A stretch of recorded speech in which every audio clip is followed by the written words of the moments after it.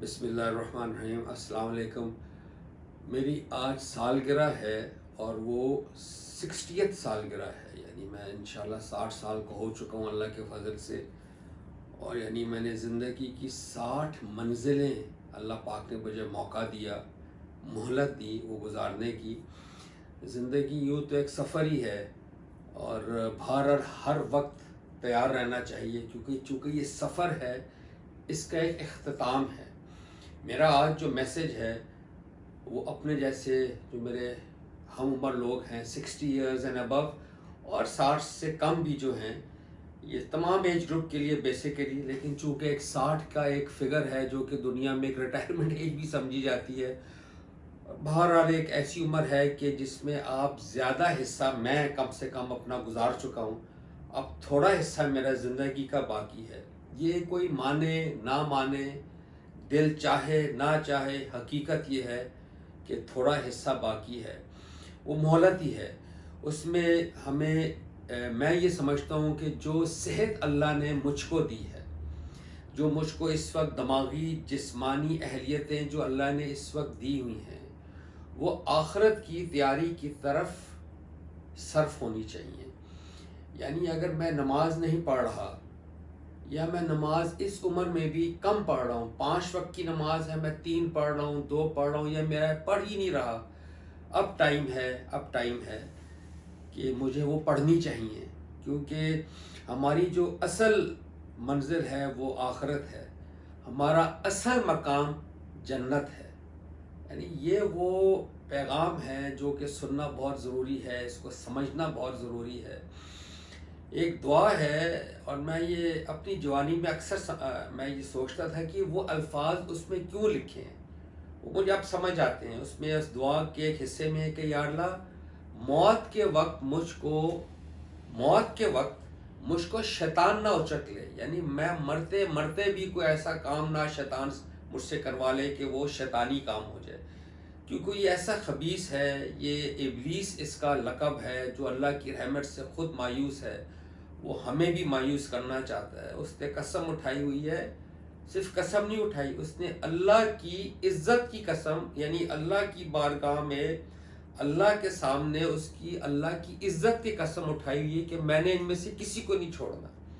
یعنی اس نے مجھے نہیں چھوڑنا، یہ اس نے تہیہ کیا ہوا ہے۔ But I have to be aware of دس،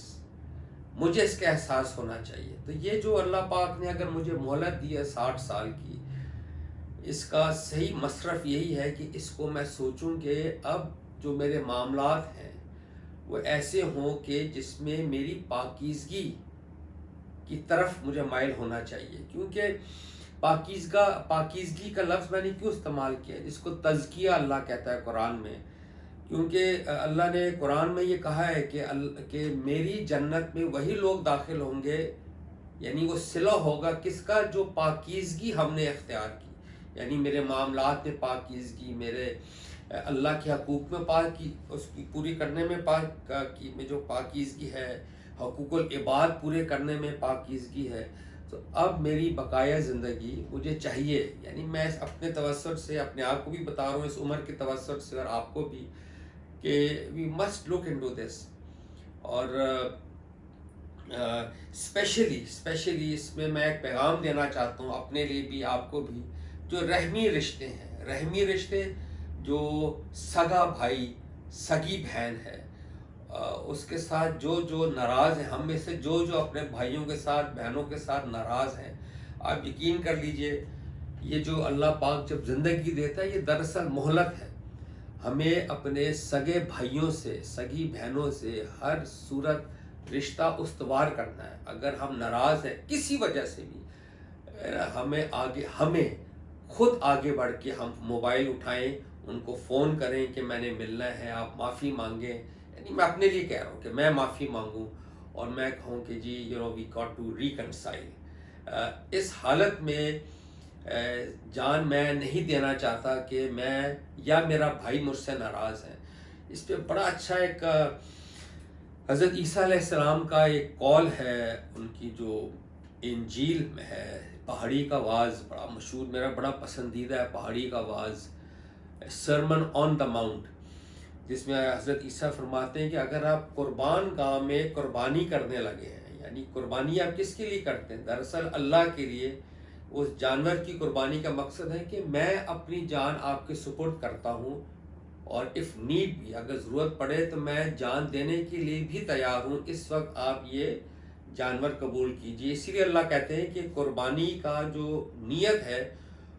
وہ تقوی جو ہے وہ مجھے پہنچتا ہے، گوشت آپ جیسا مرضی کھائیں، جو مرضی کریں اس کا۔ اس میں حضرت عیسیٰ فرماتے ہیں کہ جب آپ قربان گاہ میں قربانی کرنے لگیں اور آپ کو اس وقت خیال آئے کہ آپ کا بھائی آپ سے ناراض ہے، اپنی قربانی کو وہیں چھوڑ دو، پہلے جاؤ اپنے بھائی کے ساتھ تصفیہ کرو، اس کے ساتھ ریکنسائل کرو، اور پھر قربانی آ کے کرو۔ یہ جو میرا کلپ ہے یہ it's not in the morbid sense, morbid کہتے ہیں کوئی موت کے خوف سے اس طرح نہیں ہے، یعنی یہ حقیقت کے پیش نظر میں نے یہ گزارشات سوچی تھی کہ میں کروں گا اگر اللہ مہلت دے گا 60 سال کی عمر کی۔ الحمدللہ اللہ نے مہلت دی ہے۔ ہمیں دیکھنا چاہیے کسی کی ہم نے دل آزاری کی، دانستہ غیر دانستہ، اور کسی کے ساتھ ہم نے ظلم کیا، مطلب کتنے معاملات ہیں جو ہم کرتے ہیں حقوق العباد میں۔ اب ٹائم ہے کہ مرنے سے پہلے ہم اس سے اپنا معاملہ کلیئر کر لیں۔ تو بس یہ ایک یاد دہانی ہے، زندگی اٹسیلف ایک یاد دہانی ہے کہ وہ آخرت جس کے لیے اللہ نے منادی کی ہے قرآن میں، وہ آنی ہی آنی ہے، ہم نے جان دینی ہی دینی ہے۔ اور میں آپ سے عرض کروں، شیطان سب سے بڑا دشمن ہے۔ یہ قرآن میں اللہ پاک نے بتایا کہ یہ تمہارا کھلا دشمن ہے، یعنی دشمن وہ ہوتا ہے، دراصل ہمیں پہلے نہیں پتا ہوتا، جب کوئی چیز ایسی حرکت کر جائے ہم کہتے ہیں یار یہ ہمارا دشمن نکلا۔ یہ اللہ کا کرم ہے، اس نے ہم کو پہلے بتا دیے کہ یہ جو شیطان ہے ابلیس، دراصل یہ تمہارا کھلا دشمن ہے۔ اور میں آپ سے عرض کروں، میں ایک صاحب کو جانتا ہوں، ان کا انتقال ہوا، وہ میرے رشتہ دار تھے، تو 92 ایئرس کی عمر میں انتقال ہوا ان کا۔ تو میں ان سے کہتا رہا کہ آپ نماز پڑھے، اتنی نماز نہیں پڑھتے تھے، وہ کہتے تھے میں نے پڑھنی ہے، لیکن انہوں نے نہیں پڑھی، یعنی وہ کرتے کرتے شیطان نے کہا کہ ابھی بڑا ٹائم ہے، ٹائم کا تو 60 سال کی اگر مہلت مل گئی بڑی ہے، وہ 92 ایئرز میں بھی آپ کو لگ رہا ہے، یعنی یہ ثابت ہوتا ہے کہ 92 ایئرز میں بھی وہ صاحب سمجھ رہے تھے کہ I am going to leave forever, nobody is going to live forever۔ تو اللہ تعالیٰ ہم سب کا حامی و ناصر ہو، اور ہم ایک شعوری زندگی گزارنے کا اللہ ہم کو ایک ذوق دے، ایک حکمت دے، اس کی دانائی دے۔ بہت شکریہ، السلام علیکم۔